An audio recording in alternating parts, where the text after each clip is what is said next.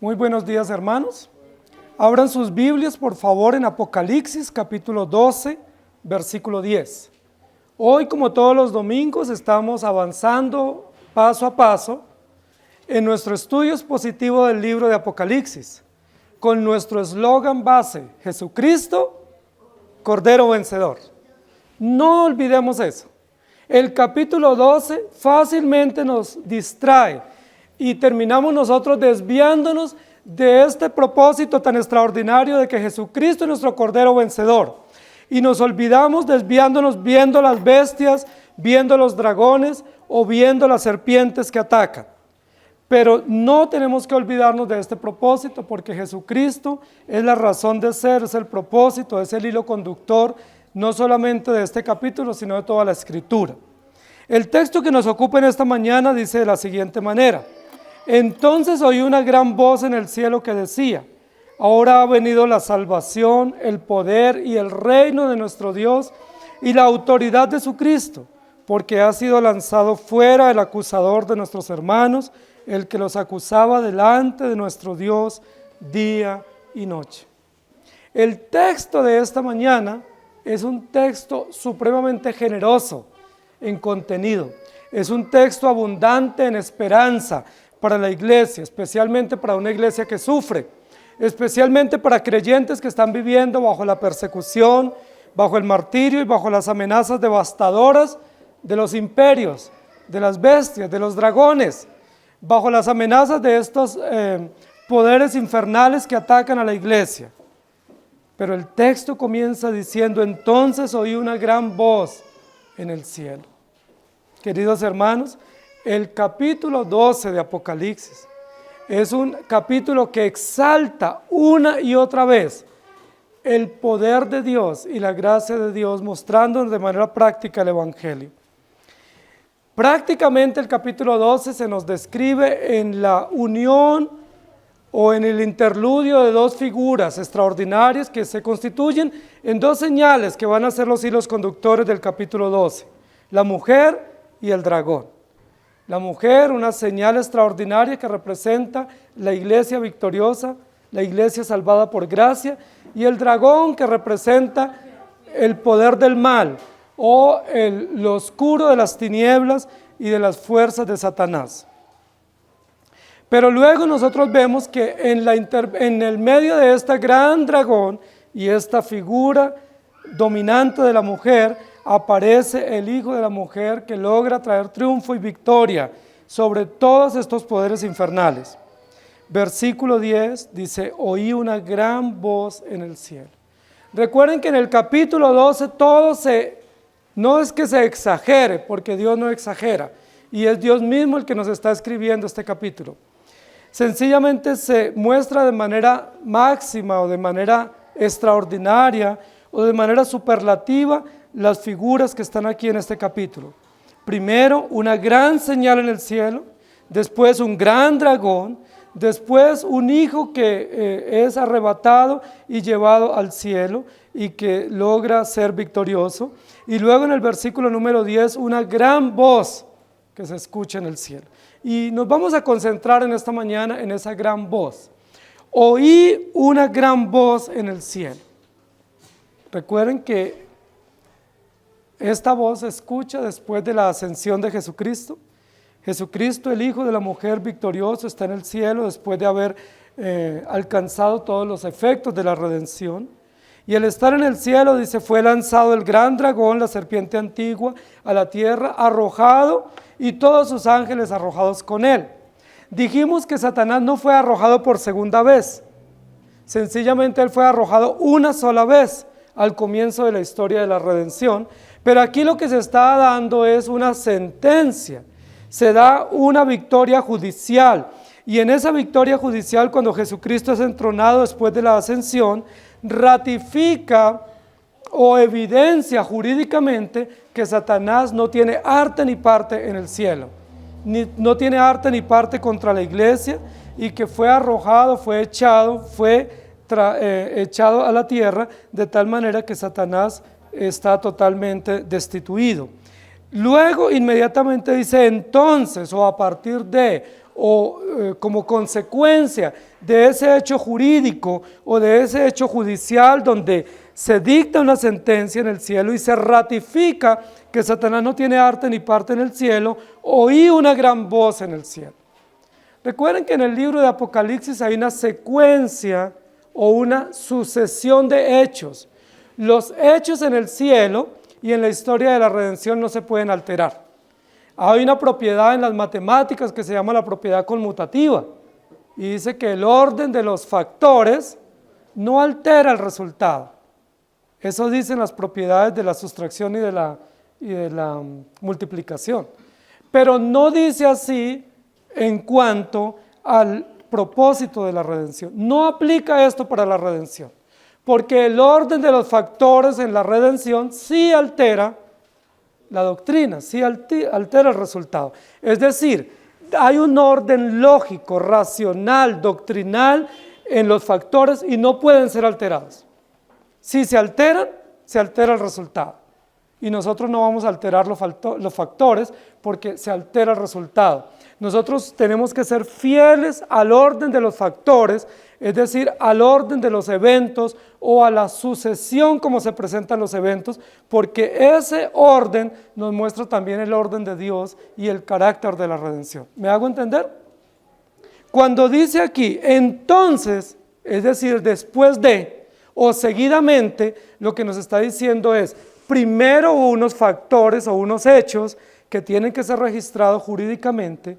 Una vez se dan o se sentencia o se falla jurídicamente, hay unos hechos o unas acciones de los redimidos que no pueden darse antes, ni pueden darse durante, sino que se van a dar después. Entonces, o después de. ¿Después de qué? ¿Cuáles son los hechos previos que hacen que ahora se dé una gran voz o un gran grito o una gran canción en el cielo? Recordemos los primeros hechos. Una mujer aparece en el cielo, una señal dragónica aparece en el cielo, luego la mujer aparece en la tierra a punto de dar a luz, luego ese dragón está listo, presto para devorar a esta mujer que está a punto de dar a luz, luego nace el hijo de la mujer. Este hijo de la mujer es arrebatado al cielo. Luego, cuando este hijo de la mujer es arrebatado al cielo y es entronado, inmediatamente después se da una sentencia. La sentencia es, esta serpiente antigua no tiene arte ni parte en la iglesia, ni contra Cristo, ni contra Dios, ha sido totalmente derrotado. Después de esto, ¿qué sucede? Se oyó una gran voz en el cielo. Es la sucesión de hechos, tanto históricos como jurídicos, que han precedido la historia de la redención hasta el punto de que hoy se escuche en el cielo una gran voz. Recuerden, querida iglesia, que los hechos extraordinarios del capítulo 12 se suscitan en el cielo. Primero la señal de la mujer, luego Satanás que es arrojado, luego la sentencia jurídica en el cielo y ahora esta gran voz en el cielo que decía, nuevamente en el cielo. Cualquiera pudiese imaginar que esta es la voz de los creyentes cantando aquí en el culto dominical. No es esa voz. No cantamos tan hermosamente, ni nuestra voz a veces, ni nuestra doctrina hace un eco tan resonante como esta canción celestial de los redimidos. Otros dirán, es que la iglesia canta tan hermoso y tan al unísono que sube su voz al cielo y se registra en el cielo.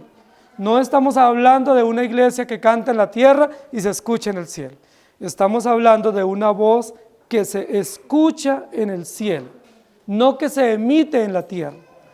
Oí una gran voz en el cielo. Yo les pregunto, ¿será que puede estar el escritor que está tomando la visión de primera mano, es decir, el apóstol Juan, que está distorsionado en su oído y él le parece que la escuchó en el cielo, pero que la voz se escuchó en otro lugar? Él dice, oí una voz en el cielo. No dice, me pareció oír una voz en el cielo. O es posible que esta voz sea en el cielo. o yo pienso que la voz viene del cielo. No, claramente dice, entonces oí una voz en el cielo. ¿Cómo era esa voz? Era una gran voz, era una voz potente, era una voz fuerte, era una voz muy sonora y que retumbaba, que se hacía oír o escuchar desde el cielo. Pero esa voz tan fuerte, tan grandiosa, tan sublime, se podía describir, se podía percibir y se podía entender. No era un murmullo, no era un gran bullicio en el cielo, era una gran voz, pero una voz que se podía definir y se podía entender lo que se estaba emitiendo. La pregunta es, ¿de quién es esta voz? ¿Quién emite o quiénes emiten esta voz tan potente en el cielo? Algunos dicen es la voz de Dios, pero no es la voz de Dios. No es Dios el que está emitiendo esta voz. Recuerden que la voz de Dios es descrita como una voz de trompeta, o como una voz de victoria, una voz de guerra, o como una voz de arcángel. Pero aquí no se describe de esta manera, simplemente es una gran voz. No está asociada a un adjetivo o a un sustantivo que indique que es la voz de Dios o la voz de Cristo. Otros pueden decir, aquí los que están gritando o hablando son los ángeles. Un ángel emitió esta voz para dar a conocer esta canción o este cántico. Pero la Biblia tampoco dice que fue un ángel. En otras oportunidades dice, escuché un ángel que dijo, o hubo un ángel que dijo. Entonces no es un ángel tampoco el que está hablando. No puede ser ni Cristo, ni es la voz de Dios, tampoco es la voz de un ser angelical. Entonces, ¿quién está hablando? No es Juan. Juan escucha y Juan registra lo que está escuchando, pero no fue Juan el que habló. En otras oportunidades Juan ha hablado. ¿Quién está hablando? ¿De quién es esta gran voz? Recuerden que en el escenario celestial no solamente aparece descrito en el capítulo 4 y capítulo 5 a Jesús, el Cordero vencedor, sentado a la derecha del Padre. No solamente están los ángeles, millares y centenares que representan allí la adoración celestial. Recuerden que hay otros dos grupos representados en el cielo, en el trono. ¿Recuerdan? Los 4 seres vivientes, que hemos dicho en otras oportunidades que no son 4 ángeles, ni son 4 ángulos de la tierra, sino que los 4 seres vivientes representan los 4 aspectos del carácter del Evangelio, o del carácter de Jesucristo claramente cumplido por Cristo. Jesucristo como verdadero Dios, Jesucristo como verdadero hombre, Jesucristo como rey y Jesucristo como siervo sufriente. Eso representan los 4 seres vivientes. ¿Puede ser uno de esos 4 seres vivientes que emite esta gran voz? Podría ser, sin embargo no es. El texto nos va a decir que no es uno o no son los 4 seres vivientes. Entonces, ¿quiénes son los otros que están en el cielo? Recuerden que en el trono o alrededor del trono están los 24 ancianos. Los 24 ancianos que hace mucho rato en Apocalipsis no los mencionamos, van a ser mencionados próximamente en estos capítulos que estamos estudiando. Entonces la pregunta es, ¿quién fue los que emitieron la voz? Muy probablemente se refiere aquí a la voz de los 24 ancianos. ¿Recuerdan quiénes son los 24 ancianos? Los 24 ancianos son los representantes de la iglesia salvada de todos los tiempos. Representan oficialmente, los ancianos son los oficiales de la iglesia, representan oficialmente los creyentes de todos los tiempos, de todas las tribus, los pueblos, lenguas y naciones. ¿Por qué 24? Porque Apocalipsis juega con números. Son centenares de ancianos en la iglesia y en el trono celestial. Pero ¿cómo son representados? A través de 24 tronos literales, 24 ancianos que representan un gobierno cerrado, pero un gobierno público y un gobierno oficial que atestigua de que Dios ha tenido un pueblo salvado por gracia de todas las naciones y pueblos en toda la historia. Los 24 ancianos. En el capítulo 4 y capítulo 5 escuchamos cantar a los 24 ancianos, ¿recuerdan? Y los 24 ancianos se postraron sobre sus rostros y cantaron. Y dijeron, ya los hemos escuchado hablar, ya los hemos escuchado cantar, los hemos escuchado orar postrados delante del trono, frente al Cordero. Aquí en este capítulo los vamos a escuchar un canto, vamos a escuchar de ellos un canto a viva voz, a gran voz, dice Juan, escuché una voz en el cielo que decía, esa voz con toda seguridad no es ni de Cristo, ni de los ángeles, ni de los 4 seres vivientes, sino de los 24 ancianos. ¿Por qué? Porque más adelante en el versículo, dentro de lo que ellos dicen, van a decir el poder y la salvación y el reino de nuestro Dios. ¿La salvación es para quiénes? Para los creyentes. Los ángeles no son salvos, no pueden decir las salvaciones de nuestro Dios. Jesús mismo no puede decir las salvaciones de nuestro Dios porque Él es el Salvador. Los 4 seres vivientes tampoco. ¿Quiénes son los únicos que pueden decir las salvaciones de nuestro Dios? Los salvos. Los que han sido beneficiados de la salvación. Y luego dicen, y la autoridad de su Cristo, porque ha sido lanzado fuera el acusador de ¿quiénes? De nuestros hermanos. Es decir, los que están cantando, los que están hablando esta voz, son hermanos juntamente con los que están siendo torturados o perseguidos o acusados por Satanás. Porque ha sido lanzado fuera el acusador de nuestros hermanos, el que los acusaba delante de nuestro Dios de día y de noche. En 3 oportunidades en el versículo se usa ese pronombre personal plural, nuestro. Es decir, tanto los que están siendo atacados por Satanás como los que están siendo representados a través de esta voz pertenecen al mismo pueblo. Pertenecen a la misma comunidad, nuestros hermanos, nuestro Dios, nuestro Salvador, nuestro Señor. ¿Me hago entender? Aquí no está hablando un arcángel, ni está hablando un ángel. Recuerden que solo hay un arcángel en la historia de la redención que se llama Jesucristo. No está hablando un ser viviente, no está hablando Jesucristo, están hablando los creyentes. Entonces oí una gran voz en el cielo que decía, ¿qué decía esa voz? Nos vamos a concentrar en lo que decía esa voz, que es el canto victorioso, el canto triunfal de los creyentes, el canto triunfal de los redimidos por gracia.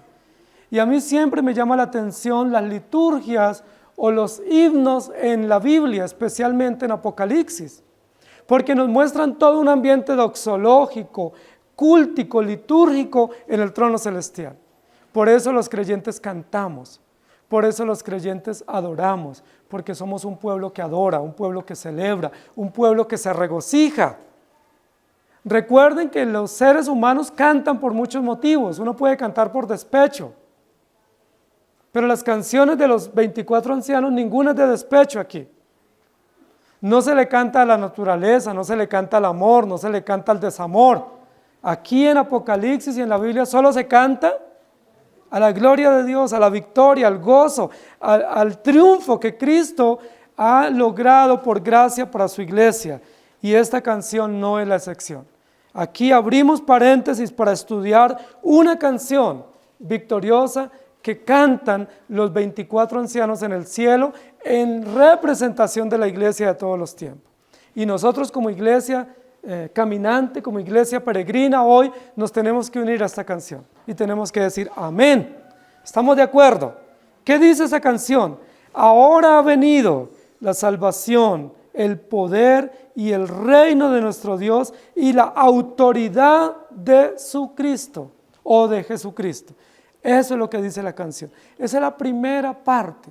La primera parte de esta canción nos pone toda la base o todo el fundamento teológico, doctrinal, conceptual, para que nosotros podamos entender la obra preciosa del Evangelio.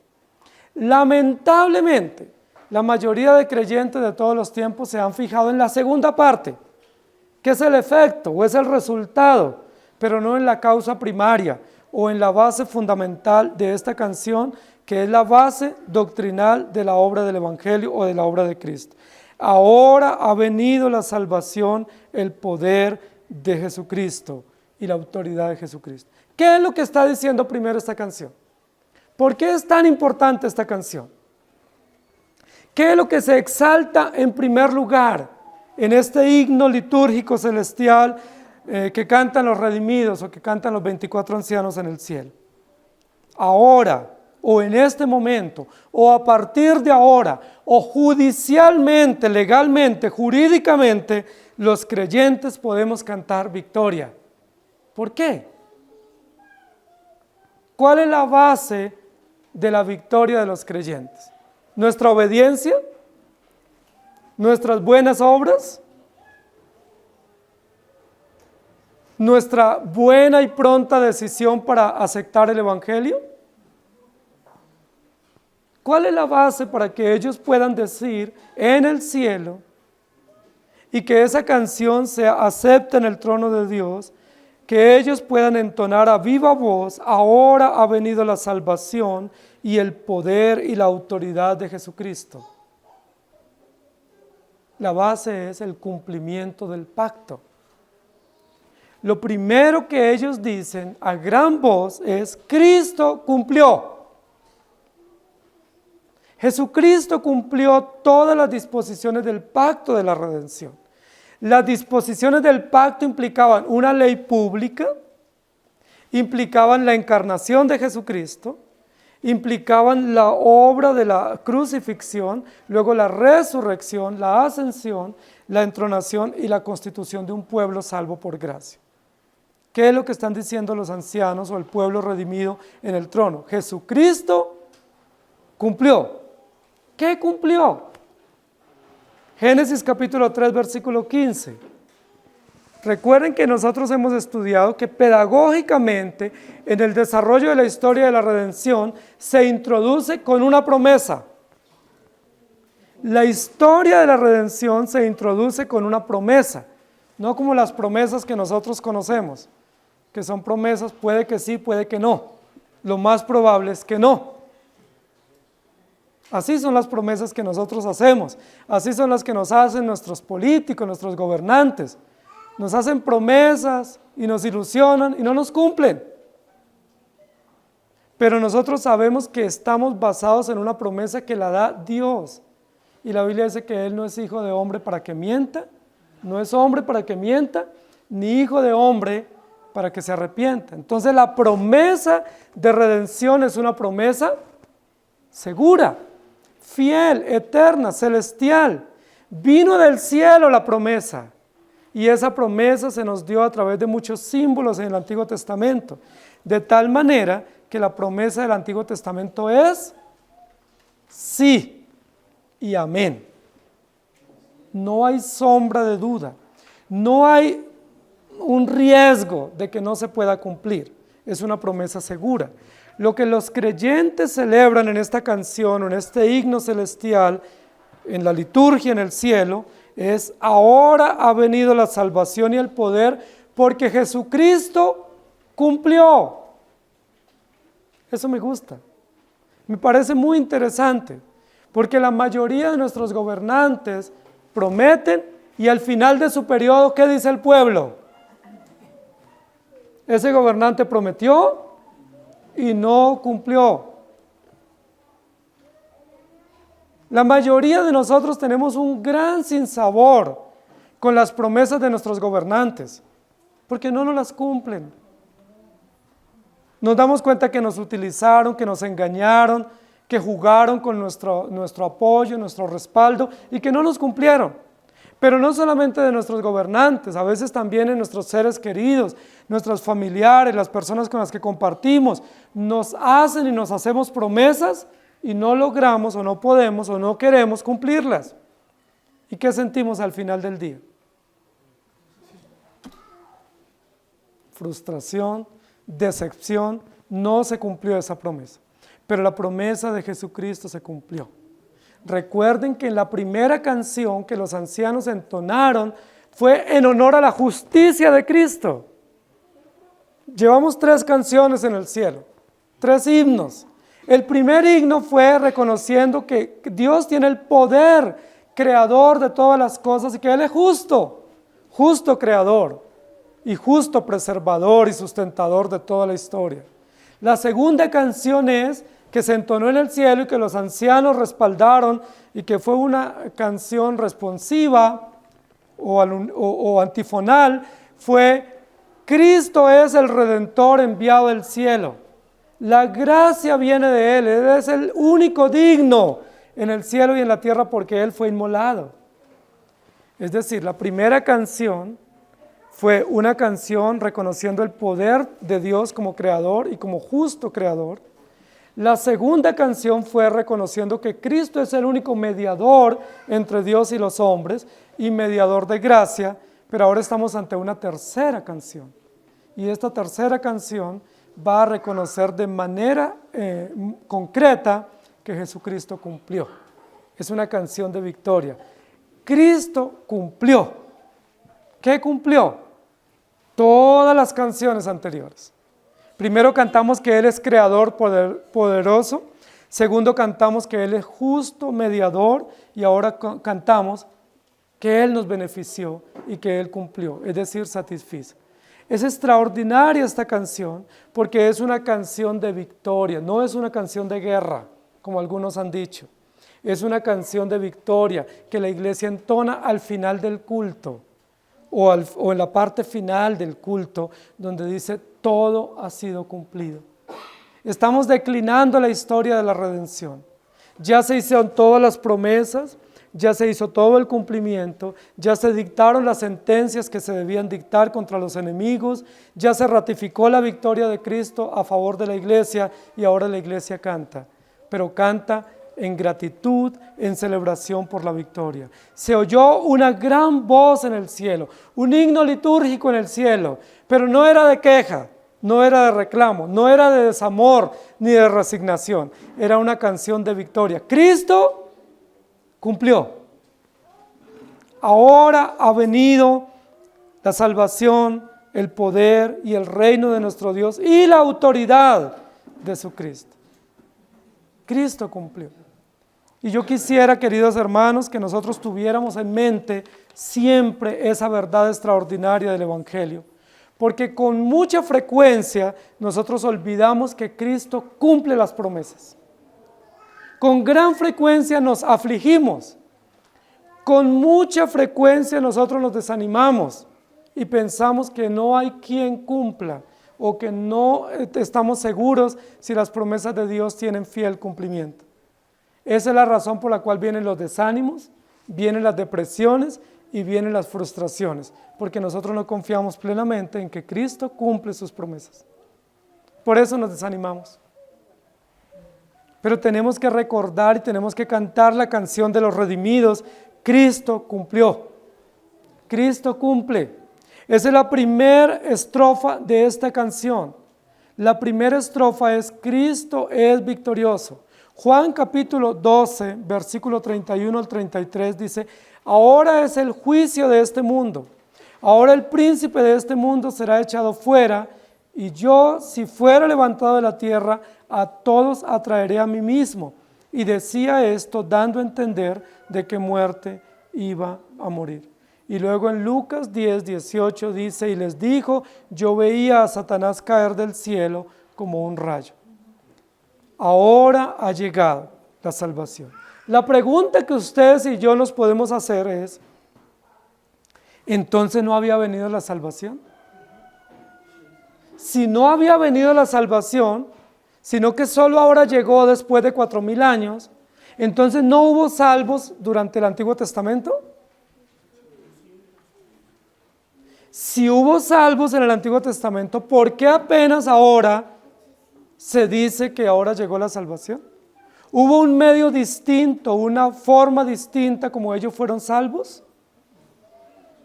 A la primera pregunta, sí hubo salvos desde el primer momento en la historia de la redención. Y la segunda pregunta es, ¿no hubo formas distintas o no ha habido formas distintas para la salvación? Dios siempre ha salvado de la misma manera. ¿Por qué hasta ahora se escucha esta canción victoriosa diciendo ahora, o en este momento, o a partir de ahora, ha venido la salvación? Pareciera que el texto da a entender que no había salvación o que no se había disfrutado de la salvación solo a partir de ahora. ¿Cómo resolvemos esto? Lo tenemos que resolver de la misma manera como resolvimos las dos caídas de Satanás. Recuerden que dijimos que Satanás en dos oportunidades en el capítulo 12 dice que fue arrojado a la tierra, pero que no ha sido arrojado dos veces, solo ha sido arrojado una vez. Entonces dijimos que la primera vez cuando él fue arrojado fue cuando hubo cargos contra él, cuando se le imputaron esos cargos y fue echado del cielo, destituido. Pero la segunda vez es cuando fue dictada sentencia oficial en contra de Satanás y derrotado jurídicamente por los efectos de la obra de Cristo en la cruz. De la misma manera, los creyentes fueron salvos, todos los del Antiguo Testamento, confiando en la promesa de Cristo. Todos salvos a través de la promesa del advenimiento del Salvador. Pero ahora esa promesa fue cumplida. Al ser cumplida, la salvación ahora es jurídicamente oficial, históricamente cumplida. Pero era una redención que había sido prometida y que disfrutaron los creyentes del Antiguo Testamento.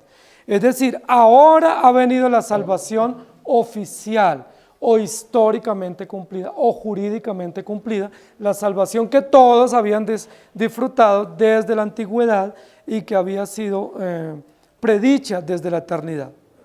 Cuando los 24 ancianos o los redimidos en el cielo están cantando, ahora ha venido la salvación, es todo lo que se nos había prometido y que estábamos disfrutando, ahora es jurídicamente oficial, históricamente cumplido por los efectos de la obra de Cristo en la cruz.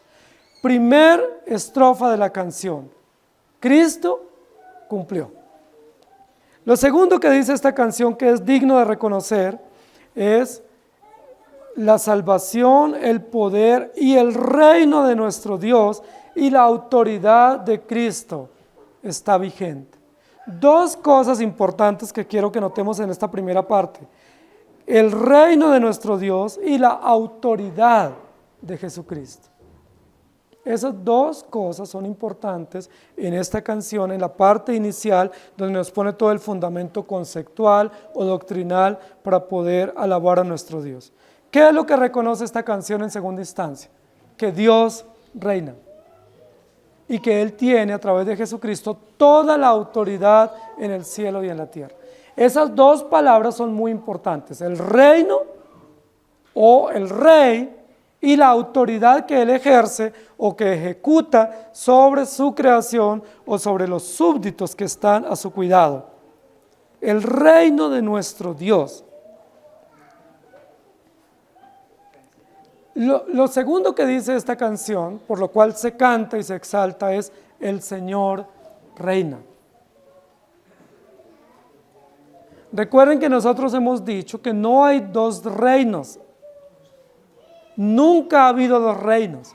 Nunca ha habido dos reyes disputándose el poder. Algunos dicen, no, es que Satanás como quiso reinar en el cielo y Dios no lo dejó, lo mandó a la tierra a que reine en la tierra.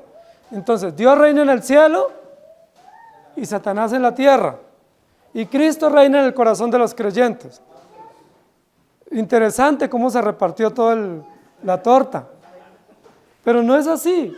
Hay un solo reino absoluto y eterno. Y hay un solo rey absoluto y eterno que se llama Jesucristo. Rey vencedor, Cordero vencedor. Rey de reyes y Señor de señores. ¿Y Satanás entonces qué? Diría Satanás, se ve, ¿cómo voy yo? Es un pobre diablo. Primero un ángel creado con capacidades limitadas. Luego un ángel destituido, un diablo destituido, sentenciado, que no tiene ningún poder propio, que no tiene reino propio y que no tiene absolutamente nada propio. Lo único que le es propio a él es una sentencia que tendrá que afrontar por la eternidad en el lago de fuego que arde con azufre. Eso es lo único que le pertenece. Entonces, ¿de quién es el reino? De Dios, siempre ha sido de Él. Nunca ha estado en riesgo el reino de Dios y de Jesucristo. Nunca ha tambaleado el reino de Dios, ni por una milésima.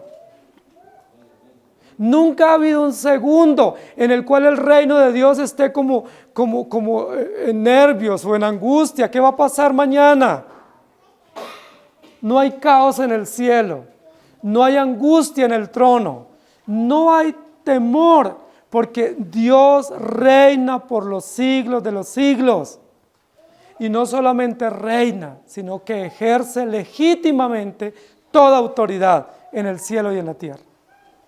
No hay nada que se escape del reino de Dios. Y no hay un ápice del territorio donde Él no ejerza plena y absoluta autoridad. Algunos dicen, no, es que Satanás reina acá y Dios tiene que pedirle permiso. Sí, y ese texto que algunos han pretendido interpretar de forma errónea. He aquí, yo estoy a la puerta y llamo, y si alguno se digna, se interesa abrirme, pues yo entraré y cenaré con él. Y si no, pues aquí estaré esperando, ¿no? Que muestra que el reino de Dios está supeditado a nuestras decisiones, que el reino de Dios es limitado, que el reino de Dios está en desequilibrio o en angustia porque Satanás es demasiado poderoso. Nada de eso. El capítulo 12, la canción de los creyentes, es Dios reina. ¿Por qué reina? Porque Él es rey, porque siempre lo ha sido. ¿Por qué reina? Porque todo le pertenece a Él. A nosotros no nos pertenece absolutamente nada. Nuestros hijos no son nuestros, nuestra vida tampoco es nuestra, los beneficios que tenemos tampoco son nuestros. No determinamos el dinero, el tiempo, la salud, nada es nuestro, todo es de Dios. Si nada es nuestro, si nada es de Satanás, si nada es de los gobiernos de este mundo, entonces ¿de quién es todo? Mía es la tierra y su plenitud, el mundo y los que en él habitan, porque Él la afirmó y le puso límites y le dio propósitos y sentenció para que obre para efecto de su propia gloria, y todo tendrá que cumplir su propósito al final del día. Los creyentes redimidos por gracia tendremos que cantar: el Señor reina. No reinará. No reinó, no quizás, probablemente. Es una canción que afirma verdades categóricas. El reino de nuestro Dios y la autoridad de su Cristo, o de su mediador, o de su enviado, es real. Esto es extraordinariamente hermoso. Porque a veces nosotros pensamos que los que reinan son los gobernantes, o los que reinan son los poderes del mal. Los poderes del mal tienen un imperio limitado y sí tienen un campo de acción, pero no reinan. Están supeditados, están subordinados a la autoridad soberana de Jesucristo, el Rey de toda la tierra, el reino de nuestro Dios. Noten ahí ese artículo plural, ese pronombre plural, nuestro. Nuestro, primera persona del plural, nuestro Dios reina. Qué hermoso eso. Nosotros nos sentimos muy orgullosos y honrados cuando tenemos personas que son amigos nuestros o poderosos, o amigos nuestros que son poderosos o que son importantes, y uno saca pecho cuando dice: Él es nuestro amigo, Él es nuestro, Él es mío, me pertenece, Él es mi abogado, mi médico, mi amigo, mi compañero. Aquí los creyentes con gozo y con propiedad cantan: el reino pertenece a nuestro Dios. No solamente pertenece a Dios, no solamente es el reino de Dios, lo es, pero ¿cómo canta la iglesia? Es el reino de nuestro Dios. Es decir, nosotros disfrutamos de los efectos del gobierno o de los alcances del gobierno de ese rey justo y poderoso. Como iglesia nos beneficiamos de ese reinado justo y soberano del único rey que se llama Jesucristo. El reino es de nuestro Dios y la autoridad es de su Cristo. ¿Qué es lo que está diciendo esta segunda estrofa? Que no hay nadie que pueda competir, aunque lo pretenda, contra ese rey y contra ese reino. Ese reino no tiene competencia, es un reino sin igual, es un reino singular, es un reino único, sin competencia, sin riesgo de que pueda ponerse en entredicho su autoridad, su dominio. Ahora, cuando habla de la autoridad de su Cristo, recuerden que en el desarrollo histórico de los eventos, Jesucristo ya murió, ya resucitó, ya ascendió y se sentó en el trono. Y al estar centrado en el trono, todos los efectos jurídicos del cumplimiento oficial del pacto han sido puestos a la cuenta del reino de Dios. Se ha satisfecho judicialmente todas las demandas del honor de Dios y de las demandas de la ley, de tal manera que el reino es totalmente justo y oficial y no hay sombra de duda y los creyentes disfrutan por la mediación o la autoridad de Jesucristo. La autoridad de Cristo ratifica el reino de Dios. Hermanos, esto es hermoso. Ustedes y yo vivimos en el reino de Dios. ¿No les parece extraordinario? Nosotros no estamos a la deriva. La iglesia no vive en una incertidumbre, en un caos. Así vive el mundo. Así viven los gobiernos de este mundo que no tienen esperanza. Pero ustedes y yo que pertenecemos al reino de Dios y que pertenecemos a la autoridad de Dios, tenemos seguridad y confianza cada día de nuestra existencia.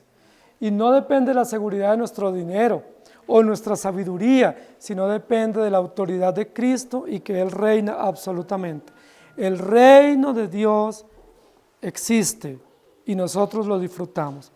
El reino de nuestro Dios y la autoridad de su Cristo ha venido o se ha cumplido oficialmente. Básicamente es eso lo que dice.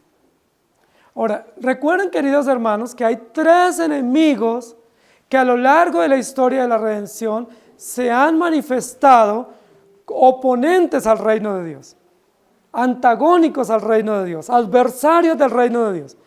Tres enemigos.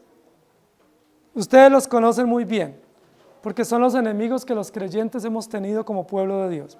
El primer enemigo, Satanás. El diablo, el adversario, el opositor, el acusador, el engañador, la serpiente antigua, el dragón, el reptil. Segundo enemigo que ha estado contra los planes de Dios y contra la iglesia. ¿Se acuerdan? El pecado. El pecado, la maldad, el maligno, el imperio del mal, la hueste de maldad. Segundo enemigo que se levanta contra el propósito de Dios y contra la iglesia, que es la descendencia de la mujer. Y el tercer enemigo, la muerte. La muerte. Tres enemigos muy poderosos que no obran al margen del gobierno de Dios, que no están en otro reino pretendiendo destruir el reino de Dios, que están supeditados debajo, subordinados al gobierno absoluto de Jesucristo y a la autoridad de Dios. Esos tres enemigos fueron derrotados. Por promesa fueron derrotados desde Génesis 3:15 en el desarrollo de la historia, pero por cumplimiento fueron derrotados en la obra de Cristo, en la muerte y resurrección de Jesucristo. Y cuando hay victoria de Cristo sobre Satanás, sobre el pecado y sobre la muerte, ¿qué hacen los creyentes? Cantan, celebran. Se tiene que escuchar una gran voz y no es de lamento, no es de reclamo, no es de dolor, es una gran voz de victoria, es un cántico solemne en el cielo de victoria. Cristo ha cumplido. Y por lo tanto, Jesucristo reina. Al ser Él el Rey absoluto, ha derrotado jurídicamente todos los enemigos que se levantaban contra Él, contra el propósito de la redención y por supuesto que acechaban a todos los creyentes.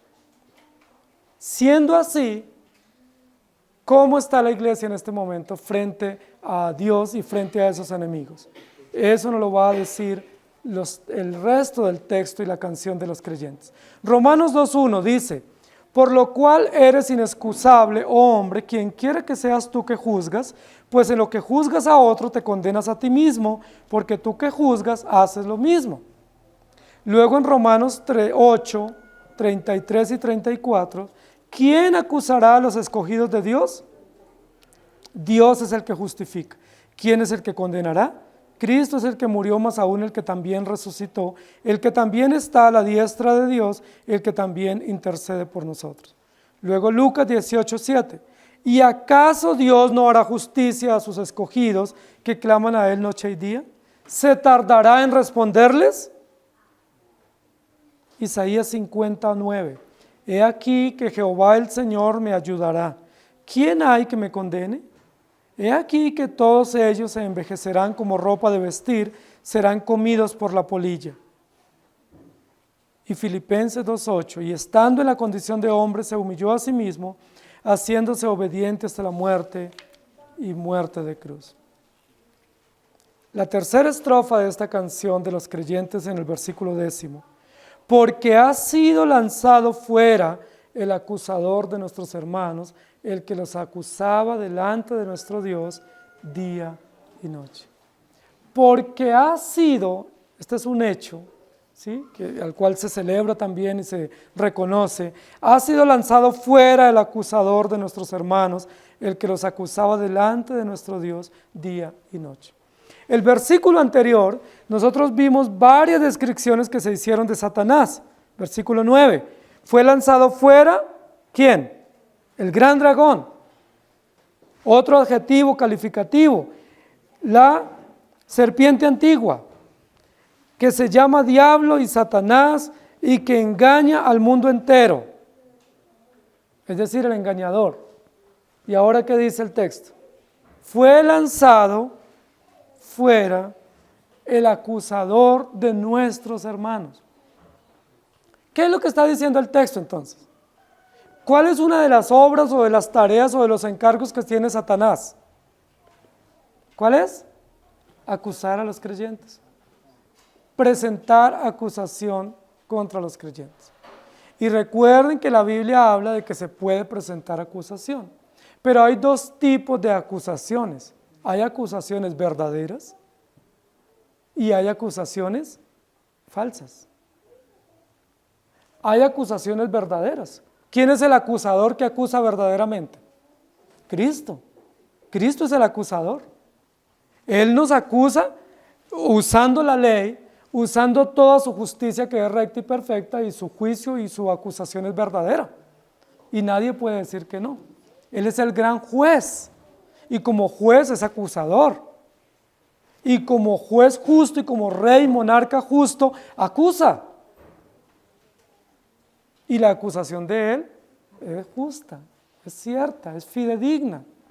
Pero aquí estamos ante una acusación y un acusador falso. ¿Qué es lo que hace Satanás? Presentar acusación falsa. Si él presenta acusación falsa ante Dios, ¿puede prevalecer esa acusación?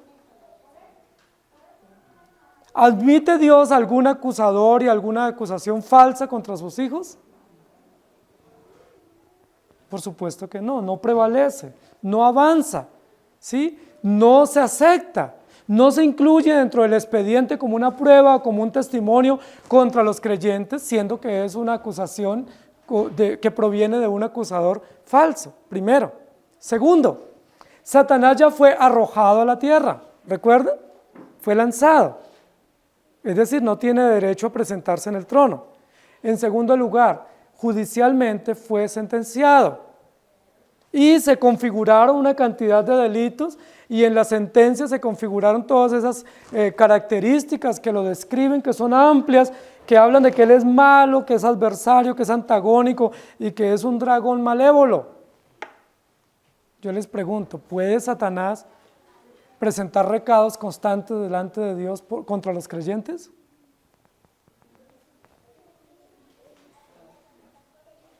¿Será que él puede presentarse, por ejemplo, si él ve que hay algún motivo de acusación contra nosotros hoy, ir mañana a primera hora y llevar el recado al trono de Dios? No, ¿por qué? Porque él está destituido.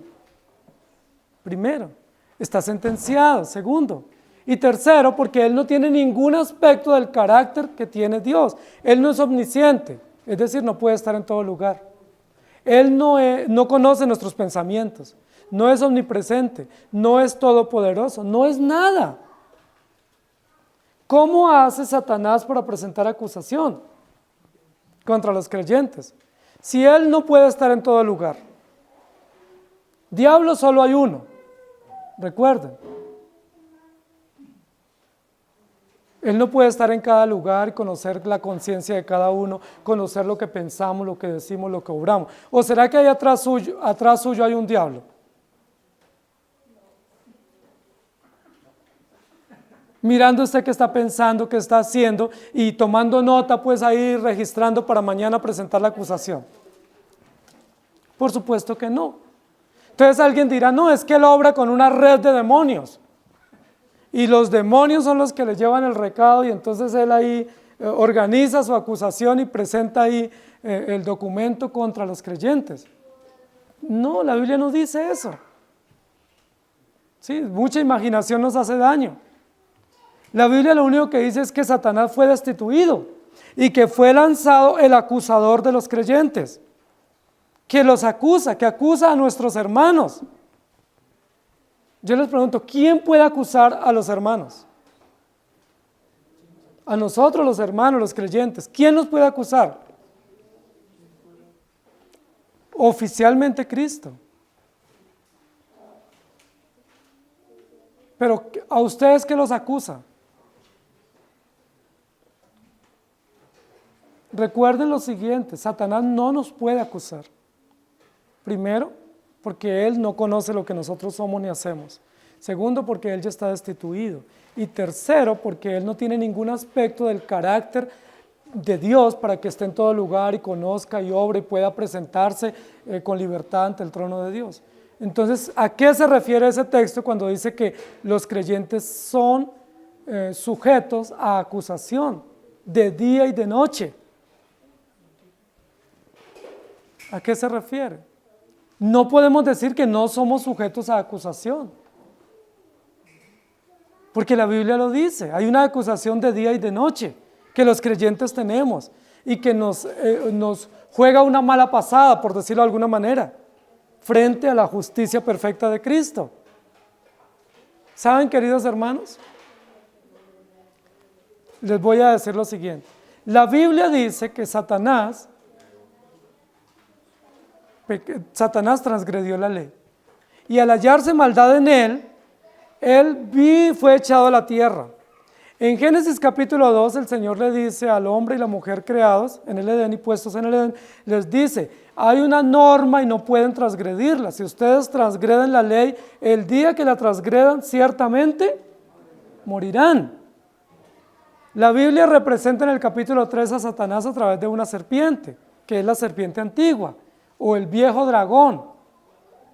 Representa cómo engañó a Eva y a Adán. Entonces, ¿Adán y Eva fueron engañados? Fueron engañados, la Biblia lo dice, fueron engañados. Al Adán y Eva ser engañados, toda la sociedad o toda la humanidad quedó bajo engaño. ¿Estamos de acuerdo? Es decir, Satanás es el engañador de todos. No porque haya engañado a cada uno individual, sino porque todos por el efecto del pecado quedamos bajo engaño. ¿Estamos de acuerdo? Por imputación, por representación federal. Segundo lugar, Satanás, dice la Biblia, que el día que él fue dedicado a hurtar, matar y destruir. En el momento en que Adán y Eva pecaron, murieron. ¿Recuerdan? Y como la muerte entró por un hombre, todos mueren, dice la Biblia. ¿Estamos de acuerdo? Entonces, todos sufrimos el efecto de la muerte y las consecuencias del pecado a través de la muerte. No por Satanás de manera individual en cada uno, sino porque todos cosechamos las consecuencias genéricas de la muerte por imputación. ¿Recuerdan en Génesis 3, cuando Adán y Eva pecaron, desobedecieron, dice la Biblia que se escondieron y el Señor les pide cuenta y dice, ¿tuvimos miedo? Y el Señor les dice, ¿quién les enseñó que estaban desnudos? ¿Recuerdan qué consecuencia vino? La culpa. La culpa. ¿Quién les acusó a ellos de que estaban desnudos y que debían esconderse? Y que debían buscar hojas y cubrirse. La culpa de su pecado. Ustedes son pecadores y yo. Como pecadores, ¿quién nos acusa a diario? Nuestros propios pecados nos acusan. Satanás no nos acusa porque él no está por aquí, no está ahí al lado de cada uno de nosotros. Satanás ya fue sentenciado. Pero ¿qué nos acusa a nosotros de día y de noche? Nuestros propios pecados, que vienen por efecto de la obra de Satanás, o que vienen como consecuencia de la caída y que se volvieron acciones o realidades imputadas a la condición de todos los seres humanos. Todos nosotros tenemos y cargamos con la culpa de nuestros pecados. ¿Qué fue lo que hizo Jesucristo en la cruz con la culpa de nuestros pecados? Dice la Biblia que tomó el acta de los decretos que nos era contraria, la clavó en la cruz y la exhibió públicamente, de tal manera que todo fue pagado, o todo fue pago, o saldado. Cuando el texto dice que los creyentes están celebrando la salvación, ellos celebran tres cosas en este versículo. Primero, que Cristo cumplió las promesas de la redención. Es decir, Cristo es el Redentor. Prometió y cumplió.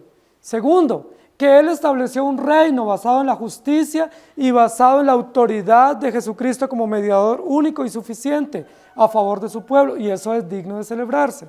Y tercero, que la culpa condenatoria que pesaba contra nosotros, de la cual éramos acusados de día y de noche, ¿qué sucedió?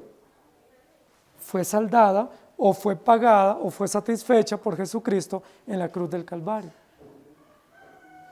¿Quién fue el autor de esa culpa? ¿Quién fue el autor de esa acusación? Pues Satanás, claro que Satanás. Por eso fue echado del cielo y por eso fue sentenciado con esos cargos tan contundentes.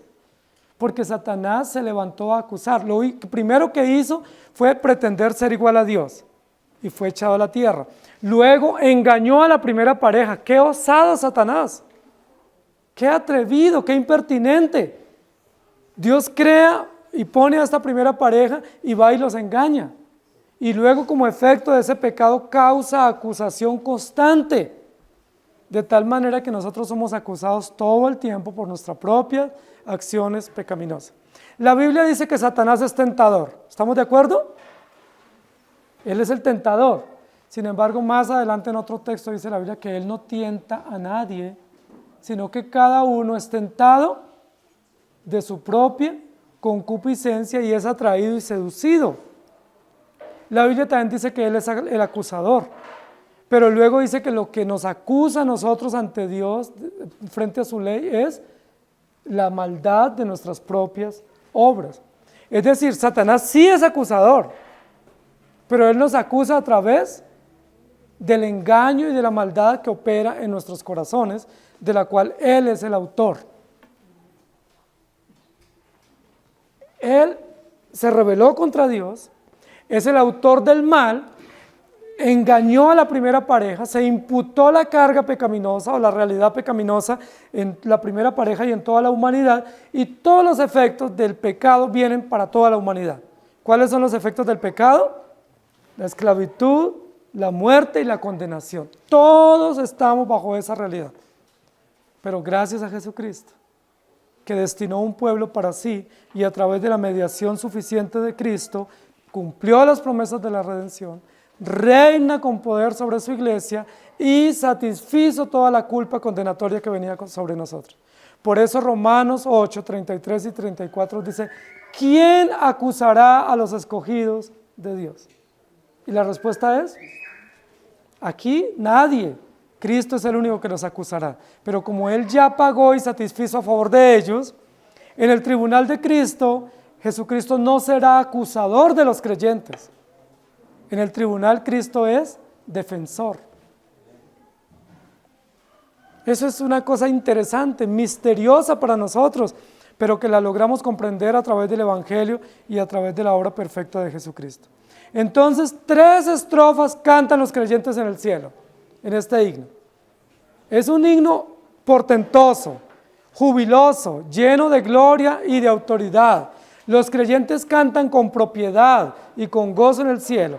La primera estrofa es, Cristo cumplió el pacto de la redención. La segunda estrofa es, Cristo reina con poder y autoridad en la iglesia. Y la tercera estrofa es, la victoria de Cristo sobre la culpa condenatoria de nuestros pecados. La iglesia disfruta el perdón de sus pecados. Amén. Qué hermoso. Ustedes y yo podemos cantar lo mismo hoy.